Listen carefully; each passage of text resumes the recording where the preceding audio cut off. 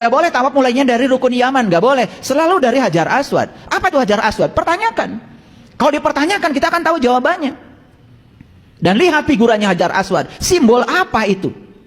Lihat figurannya, lihat yang warna gelap itu. Simbol apa? Hajar Aswad itu yang mana? Hajar itu batu, Aswad itu hitam. Batu hitam itu yang mana? Lalu banyak yang cerita, oh itu batu dari sorga. Gimana di sorga ada batu? Emang sorga itu tempat tambang batu gitu? Assalamualaikum warahmatullahi wabarakatuh. Video ini kami bagikan kembali sebagai pengingat agar kita menyaksikan diri dan kehidupan.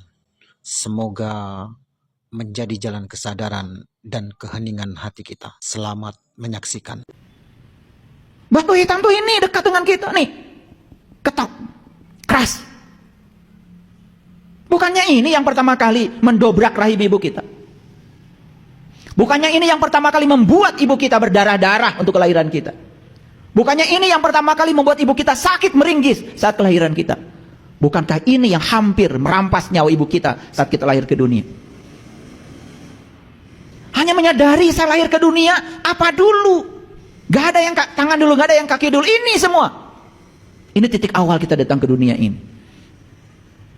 Makanya wajar kalau itu kemudian diabadikan menjadi titik awal untuk tawaf. Karena titik awal kita datang ke semesta ini kan ini dulu. Maka ini disebut Baitul Atiq, rumah tua. Disebut Dayah Kolot, disebut kota tua. Banyak simboliknya, cuman kita nggak ngerti. Karena kita nggak pernah bertanya. Karena seakan-akan yang namanya agama itu tidak boleh dipertanyakan. Ya sudah, jadi robot kita, nggak ngerti. Tidak ada motivasi untuk melakukan. Jadi kita mengikuti kebanyakan orang. Saya tidak anti, kalau mau cium Hajar Aswad ya silakan. Tetapi tahu maksudnya apa? Apa yang dicium, terus pengalaman apa yang harus kita dapat ketika mencium itu? Kan itu yang paling penting, mengerti. Oke. Jadi kita bersyukur hari ini kita berkumpul di sini. Oleh karena itu mari kita puji Allah bersama-sama membaca hamdalah. Alhamdulillahirabbil alamin. Kita awali kajian kita hari ini bersama-sama mohon ridho dan berkah Allah. Seraya menyapa asmanya dengan kelembutan dan cinta. Kita rasakan kehadirannya, kita rasakan keberadaannya. Tanpa kehadiran dan keberadaannya, kita ini bukan siapa-siapa. Kita sapa asmanya dengan kelembutan. Kita ucapkan basmalah. Bismillahirrahmanirrahim.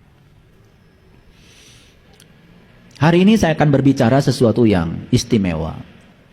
Ini pertemuan pertama setelah kita melewati Ramadan dan Idul Fitri.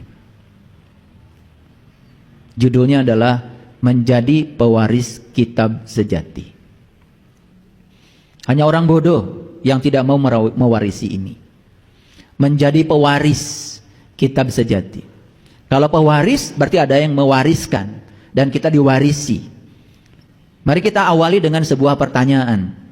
Tidakkah kita mau menjadi pewaris kitab sejati? Mau apa tidak? Mau apa tidak? Ya. Dari situ dulu kita mulai. Kalau berbicara kitab, ini unik ya. Karena di Quran itu banyak istilah-istilah yang dipahami oleh kita sebatas persepsi kita. Tadi kan saya tanya di diskusi awal tadi, sudah tahu nggak artinya balik? Jawabannya dewasa. Padahal balik itu dari kata balago, artinya sampai. Sampai kemana?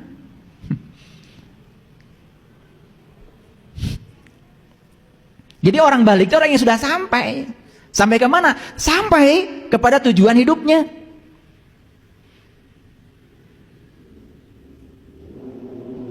Itu baru balik namanya.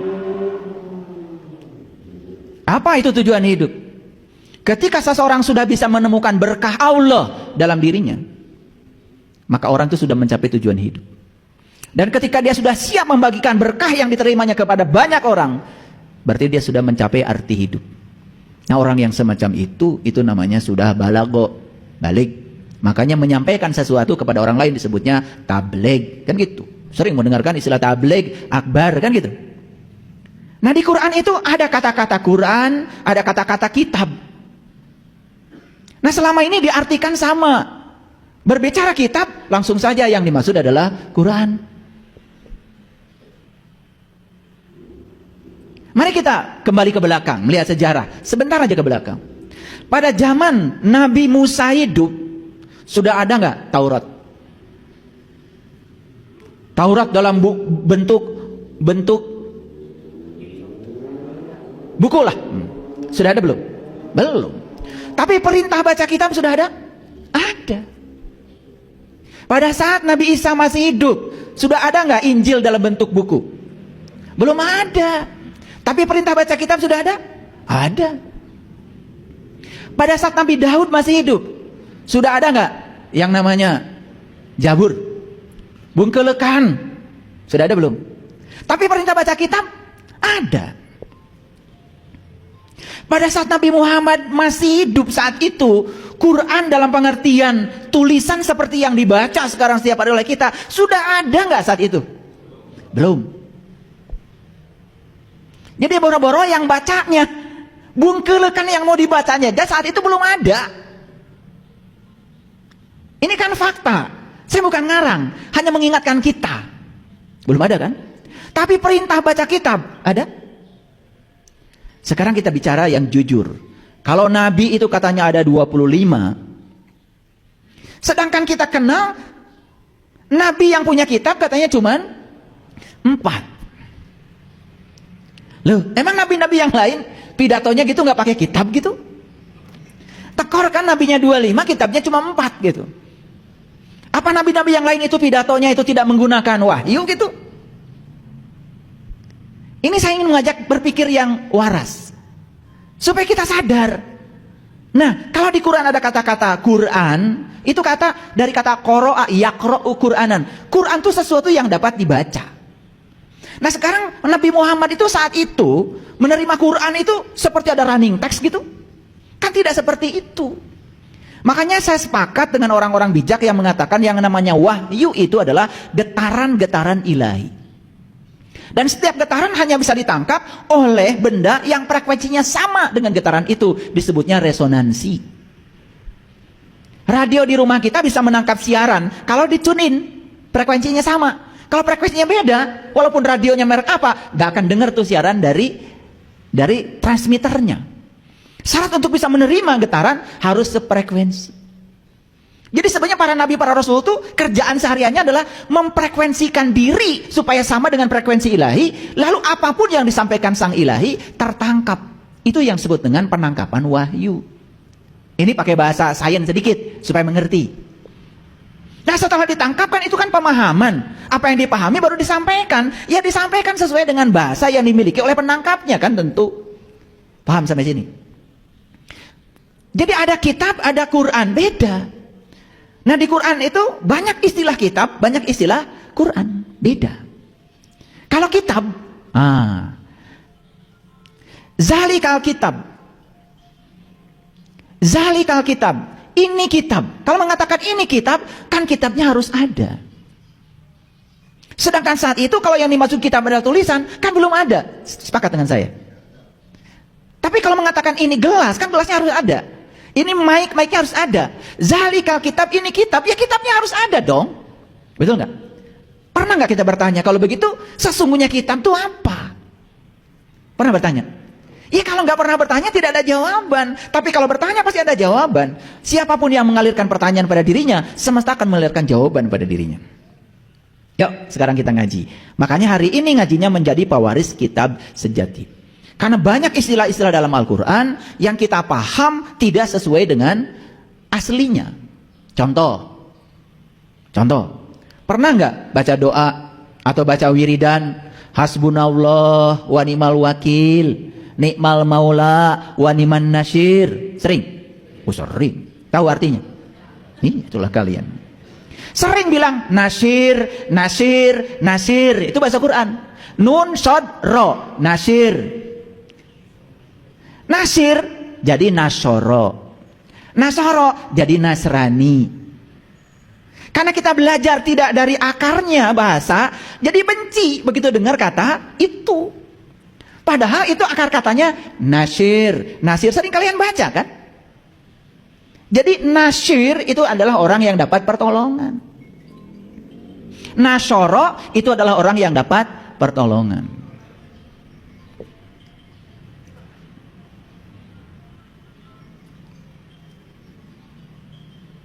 Kayak kita jadi alergi terhadap bahasa itu.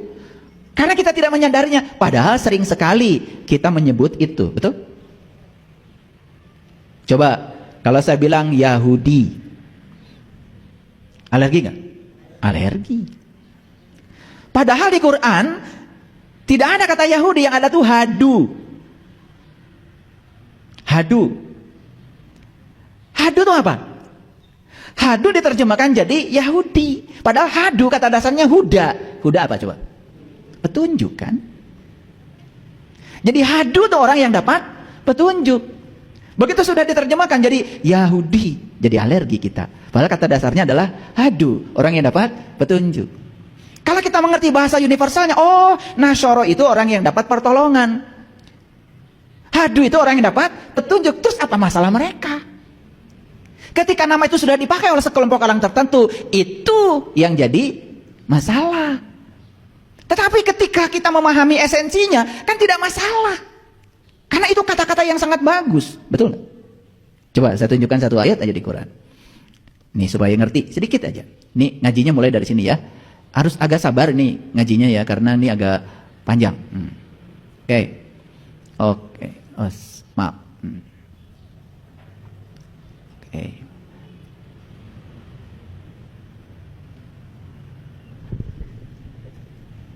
Kelihatan nggak dari belakang? Saya baca ayatnya ya. Innal ladzina amanu walladzina hadu. Ada? Ada hadu. Wan nasyara wasyabiin man amana billah wal yaumil akhir wa amila sholihan falahum ajruhum inda rabbihim wala khaufun alaihim walahum yahzanun. Terdengar? Ayo kita bahas. Innal ladzina amanu, sesungguhnya orang-orang yang beriman. Walladzina hadu, dan orang-orang yang dapat petunjuk. Itu terjemahannya. Kalau benar menerjemahkannya kan kita tidak menjadi alergi. Wan nasyara, dan orang yang dapat pertolongan. Universal kan bahasanya? Betul nggak? Jadi orang beriman, orang yang dapat petunjuk, orang yang dapat pertolongan. Wasyabiin, siapa saja para pengikut, ya, para suci. Man amana billah wal yaumil akhir, siapa saja yang sungguh-sungguh imannya kepada Allah dan hari akhir, wa amila solihan, dan mereka mengerjakan amal soleh, falahum ajruhum. Ternyata kata ayat ini bagi mereka ada ajrun. Tahu ajrun? Tahu ajrun? Ajrun itu sering diterjemahkan pahala. Pahala ajrun dari kata zarah. Zarah itu sebetulnya adalah zat. Jadi sebetulnya pahala yang paling tinggi nilainya yang nggak ada lagi kecuali dia.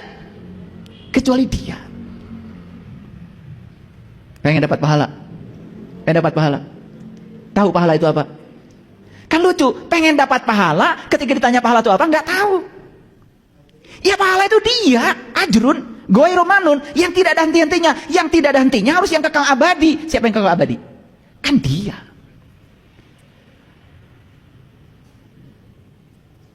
Ini ngerti maksud saya? Nah ketika kita tarik dalam bahasa yang aslinya, kan sebenarnya tidak ada masalah. Cuman ketika kita mengartikan sebuah istilah hanya berdasarkan apa yang kita pahami, berdasarkan persepsi dari orang, itu yang jadi masalah. Ya kebetulan saja ada kelompok tertentu memberi nama ini, kelompok tertentu memberi nama itu, kan gitu. Padahal kan bahasa aslinya kan universal. Universal nggak? Ada nggak di sini pemilahan? Nggak ada. Sesungguhnya orang beriman, orang yang dapat petunjuk, orang yang dapat pertolongan, orang-orang yang mengikuti para nabi, para rasul, para sunan, para wali, para bijak, para suci, siapa saja yang sungguh-sungguh imannya, ya nggak ada masalah kan menurut ayat ini. Ngerti maksud saya? Nah kan ayat ini kalau dibahas secara universal, kita tuh jadi toleran terhadap perbedaan. Betul nggak? Tidak harus memaksakan sama. Setuju nggak dengan saya? Kan asik nih kalau dibahas dalam konteks NKRI. Karena kita ini berbeda-beda suku, berbeda-beda keyakinan. Kalau kita sudah punya toleransi, bisa menerima dan menghargai perbedaan, kan asik kan? Betul nggak? Nah, makanya kita harus ketemu bahasa universalnya. Pernah nggak dengar kata Israel? Serem nggak? Serem. Karena kita belajar dari apa kata orang. Padahal Israel itu kan dari Isra dan Eli. El itu bahasa Ibrani, Isra itu artinya berjalan. Di Quran saja ada Quran surat Al-Isra. Serem gak itu? Enggak kan? Tapi begitu dengar kata Israel jadi serem. Ketika nama itu dipakai oleh sekelompok orang tertentu. Padahal yang dimaksud di Quran kan belum tentu yang dimaksud itu. Ini maksud saya. Coba kalau saya jelaskan, Isra itu apa tadi? Perjalanan. El itu dari Eli, itu Tuhan. Jadi Israel itu perjalanan menuju Tuhan. Serem gak sekarang? Loh, kok jadi gak serem ya? Karena kita tahu aslinya. Makanya di Quran ada cerita Bani Israel. Bani itu artinya orang. Isra berjalan, El itu Tuhan. Jadi Bani Israel orang yang berjalan menuju Tuhan. Serem gak sekarang? Kenapa? Karena ngerti, oh Bani Israel itu yang dimaksud Quran adalah orang yang sedang berjalan menuju Tuhan. Kan bagus. Bagus gak? Bagus. Makanya Quran yang 30 juz isinya cuma cerita Bani Israel. Tapi bukan cerita kelompok orang tertentu. Kebetulan saja mereka memberi nama kelompoknya sama dengan yang dimaksud. Tetapi belum tentu. Cuman karena otak kita mempersepsi sama, jadi serem. Pernah dengar Quran surat Al-Isra? Pernah baca? Kan itu perjalanan menuju Tuhan. Terus apa ya jadi masalah? Masalahnya otak kita nggak ngerti artinya. Kan itu masalahnya. Itulah kalau ketika kita bodoh itu, pengetahuan kita sempit, jadi gampang menyalahkan. Sekarang saya tanya lagi. Tahu nggak umat yang diunggulkan Allah dalam Al-Quran? Umat mana? Bani Israel. Sampai Allah mengatakan, ya Bani Israel, uzkuru nikmati Allah alaikum wa anni fadaltukum alal alamin. Hai, harusnya diterjemahkan.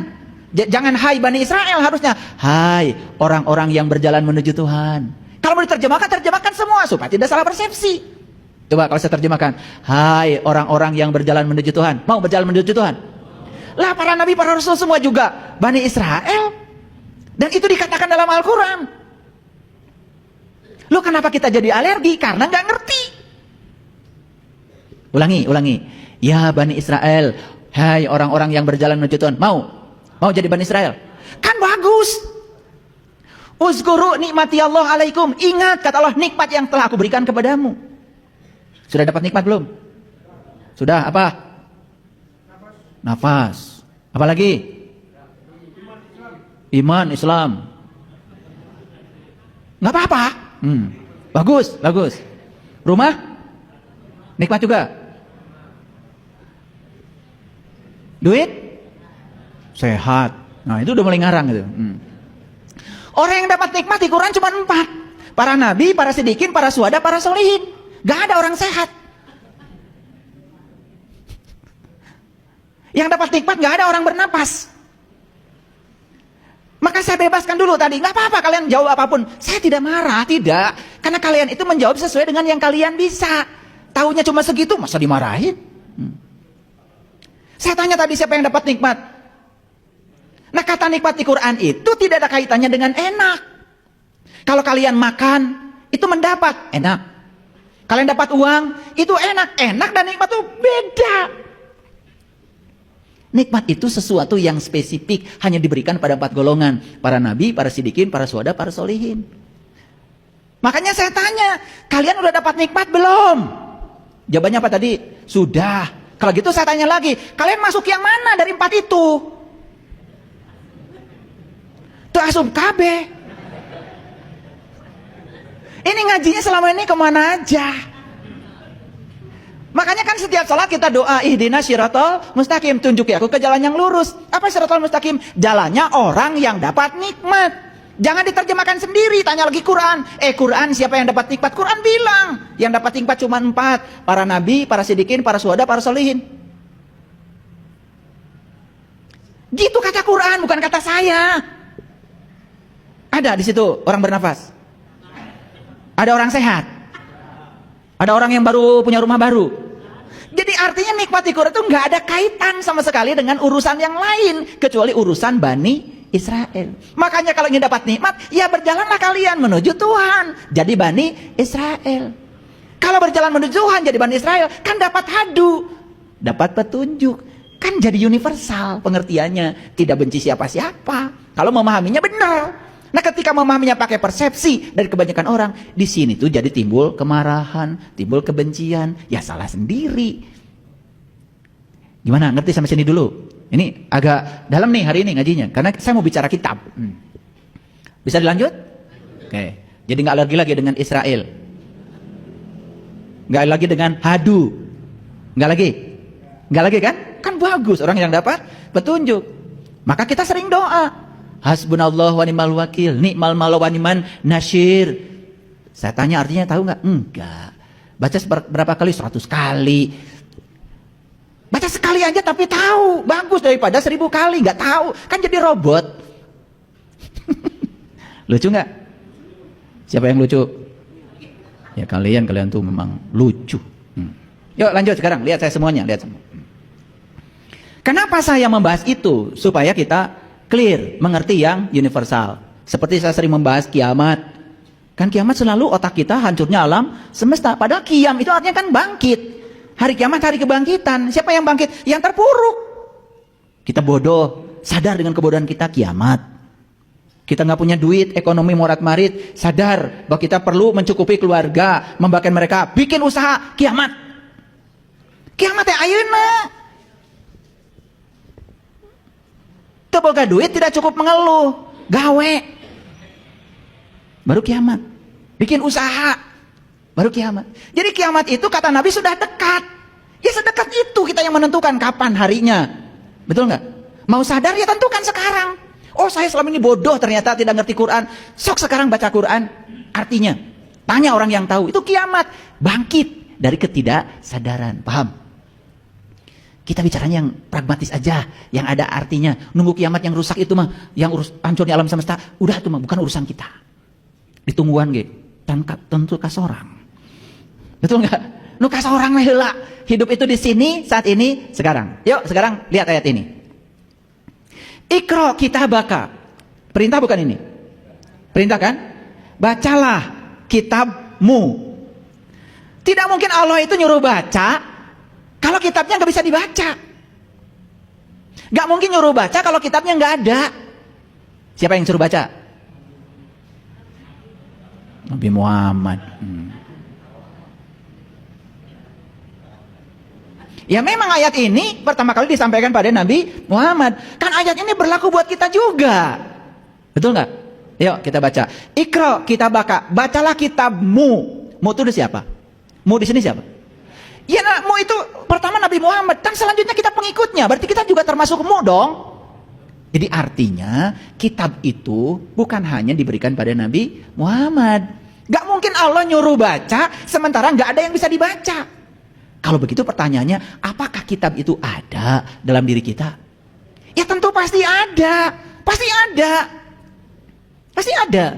Nah, kitab itu oleh leluhur kita sering disebut kalamullah. Kalam itu sifat, Allah itu zat. Jadi kalamullah itu sifat dan zat. Dan sifat dengan zat tidak mungkin berpisah. Setuju? Jadi sebetulnya kitab sejati itu ada dalam diri setiap orang. Karena apa? Allah sudah bilang, aku bersamamu, lebih dekat kepadamu daripada urat nadi lehermu. Aku meliputi semesta raya. Bahkan aku meliputi semua manusia. Jadi Allah meliputi kita? Berarti Allah ada dalam diri kita? Bahkan bukan Allah ada dalam diri kita. Kita semua ada dalam dirinya Allah. Sudah dibaca kitabnya? Nah kenapa belum dibaca? Karena selama ini kita tidak mengerti perintah ini. Padahal yang disuruh baca itu adalah kitabmu, bukan kitab yang lain. Maka Allah bilang, kafa cukuplah. Binafsika al yauma alaika hasiba. Kalau kamu hari ini sudah bisa membaca kitab sejatimu sendiri, maka itu akan menjadi juru hisabmu. Jadi alam hisab itu bukan nanti, di sini, saat ini, sekarang. Jadi saya kasih tahu nih bocorannya. Kalau kita sudah bisa membaca kitab kita sendiri, kita bisa melihat seluruh amalan kita ada di kitab kita sendiri, karena kita yang mencatatnya. Baik buruknya, gelap terangnya, semua ada. Sudah bisa cara bacanya? Nah itu. Begitu ada perintah di Quran, Iqra kitabaka, harusnya baca ayatnya satu aja. Gak usah 30 juz. Langsung cari, kumaha carana ya supaya saya bisa baca kitab saya. Selama ini saya belum bisa. Gitu cari orang yang tahu. Mau saya ajarin? Nah.